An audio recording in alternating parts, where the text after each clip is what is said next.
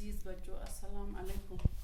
पिछले कई दिनों से हम मिर्ज़ा फरहतुल्लाह बेग का अपने उस्ताद मौलवी नज़ीर अहमद के मुतालिक खाका पढ़ रहे थे।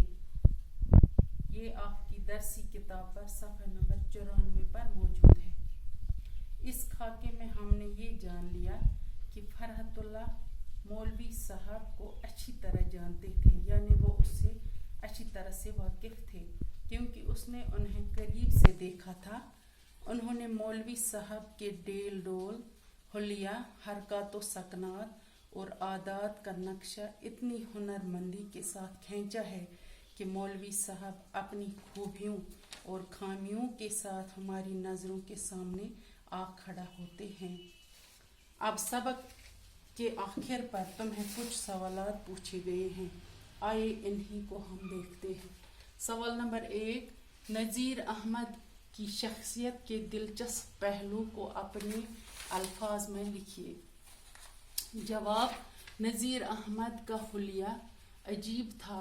पेट बाहर निकला हुआ था, सर पर बाल बहुत कम थे, कद ठंगना, जिस्म जैसे सूखे चावलों की बड़ी बोरी, बड़ा दहाना यानी मुंह, छोटी आंखें जो अंदर दसी हुई थी, नाक छोटी, नथने बड़े, दाढ़ी छदरी, जबड़े बड़े, अपनी मेहनत पर फख्र करते थे, मज़ाहिया बातें करते मगर अपनी उम्र का ज़रूर ख्याल रखते थे। ये इस सवाल का जवाब है। अब सवाल नंबर 2 पर आते हैं।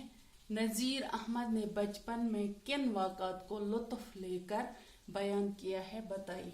जवाब, मौलवी नज़ीर अहमद ने बचपन में गरीबी के दिन देखे थे। तालीम हासिल करने का बड़ा शौक था। फिरते फिरते एक मस्जिद में आकर बैठ गए। वहाँ एक मौलवी साहब बच्चों को पढ़ाते थे। नज़ीर साहब को भी पढ़ाने लगे। 2-4 लड़के थे, वही खाना भी खाते थे और क़याम भी करते थे। लेकिन नज़ीर साहब को हर रोज़ घर घर जाने और रोटी समेट के लानी पड़ती थी। एक अमीर आदमी के घर में बड़ी तकलीफ उठानी पड़ी। उस अमीर आदमी की बेटी नज़ीर अहमद से मसाला पिसवाती थी। मौलवी साहब के पास नज़ीर अहमद शिकायत लेकर जाते थे, लेकिन मौलवी साहब टाल देते थे। बाद में अपनी काबिलियत की वजह से उसको दिल्ली कॉलेज में दाखिला मिला और ये लड़की जो उससे मसाला पिसवाती थी, उसी से उसकी शादी हो गई।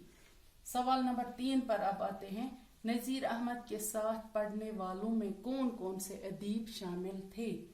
जवाब है इसका सर सैयद अहमद खान, मुंशी ज़का उल्लाह और प्यारे लाल बाकी।